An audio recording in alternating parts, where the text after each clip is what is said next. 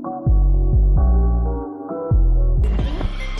Julai 2022, Samsul Yusof, Syarul Shiro dan beberapa artis yang lain telah menyertai pengurusi Persatuan Semboyan 1 Malaysia, Yusof Azmi, membuat laporan polis secara besar-besaran di IPD Brickfield, Kuala Lumpur menggesa penutupan terus Kelab Frag House Komedi yang didakwa menyajikan persembahan lawak menyentuh sensitiviti agama, budaya dan bangsa.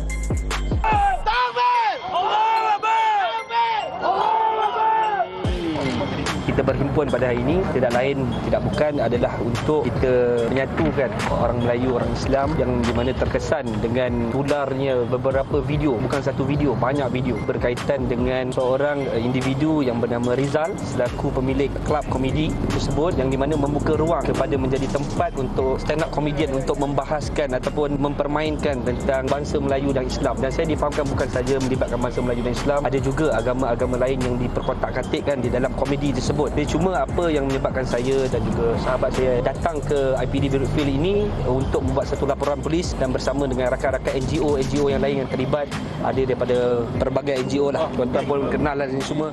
Sebelum ni saya terus terang, saya memang tidak berhadapan lah. Saya faham saya hanyalah pengkarya filem Melayu kan, tetapi sudah sampai masanya lah kan, kerana ini isu tentang agama. Walaupun saya hanyalah pengkarya filem, tak kira kita siapa kan, benda ni dah melampau, so saya harus menyokong lah usaha yang dilakukan oleh Semboyan Malaysia, saudara Yusof Azmi. Tindakan yang drastik, yang keras perlu diambil lah daripada sekarang.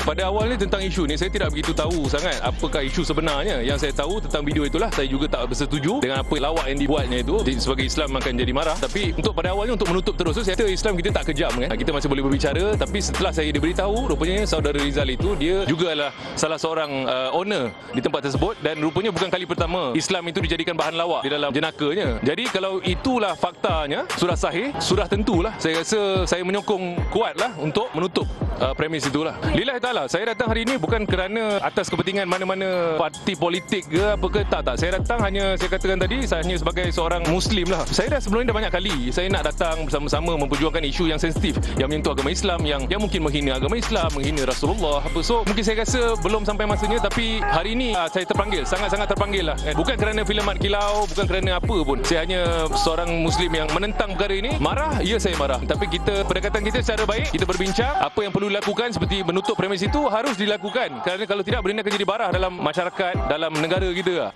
Isu panas ini menjadi perbalahan pendapat di antara Datuk Aflin Syauqi dan Syarul Shiro. Melody dapatkan komen mereka. Nak tahu? Tunggu selepas ini.